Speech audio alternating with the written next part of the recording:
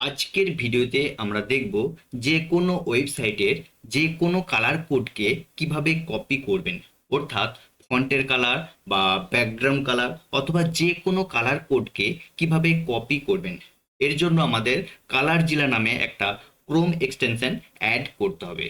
এই Chrome এক্সটেনশনটা add করার পর আমাকে এই পেন আইকনটা রয়েছে, এই পেন আইকনে ক্লিক করতে হবে। এরপর যে কালার কোডটাকে আমি কপি করতে চাইছি, যদি আমি এবাউট আস এই কালারটাকে কপি করতে যাই, জাস্ট এখানে আমি ক্লিক করে দেবো, তাহলে কিন্তু আমার কালার কোডটা কপি হয়ে যাবে। বা আমি যদি এই প্রজাপতি বা ফুলের কালার কোডটা কপি করতে চাই, জাস্ট আমি এই পেন আইকনে আসবো। এরপর সাপোজ আমি যদি এইখানটা কপি করতে চাই, যে কালারটা কপি করতে চাই, জাস্ট এই প্লাস আইকনটাতে যেখানে নিয়ে যাব, যদি আমি এখানে ক্লিক করে দিই, দেখুন এখানে এই কালারটা কিন্তু কপি হয়ে গিয়েছে। বা আমি যদি এই কালারগুলো কপি করতে চাই, জাস্ট আমি এই পেন আইকনে আসবো।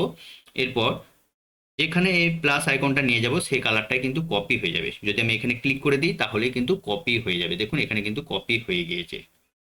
এইভাবে যে কোনো কালারকে এক ক্লিকে কিন্তু আপনি কপি করতে পারবেন। চলুন দেখে নিই কিভাবে এই ক্রোম এক্সটেনশনটা অ্যাড করবেন। এর জন্য আমরা গুগলে চলে আসবো। গুগলে এসে কালার জিলা এক্সটেনশন লিখে সার্চ করব। এরপর দেখুন এখানে কালার জিলা ক্রোম ওয়েব স্টোর, এখানে আমাকে ক্লিক করতে হবে। দেখুন আমি অলরেডি ইনস্টল করে রেখেছি বা অ্যাড করে রেখেছি, তাই আমাকে এখানে রিমুভ দেখাচ্ছে। আমি এখন রিমুভ করে দিচ্ছি। চলুন আমি রিমুভ করে দিচ্ছি। দেখুন আপনার সামনে কিন্তু এটা দেখাবে অ্যাড টু ক্রোম। আমাকে অ্যাড টু ক্রোমে ক্লিক করতে হবে। এরপর দেখুন এখানে অ্যাড এক্সটেনশন, এখানে আমাকে ক্লিক করতে হবে অ্যাড এক্সটেনশন।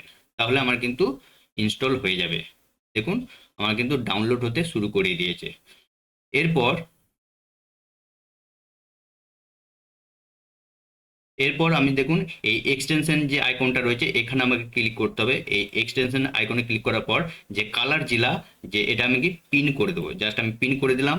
এরপর এরপর যে কালারটাকে আমি কপি করতে চাইছি, দেখুন এই পেন আইকনে ক্লিক করব।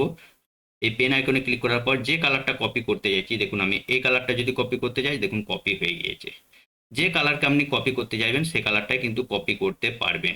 দেখুন জাস্ট এই পেন আইকনে আপনাকে ক্লিক করতে হবে।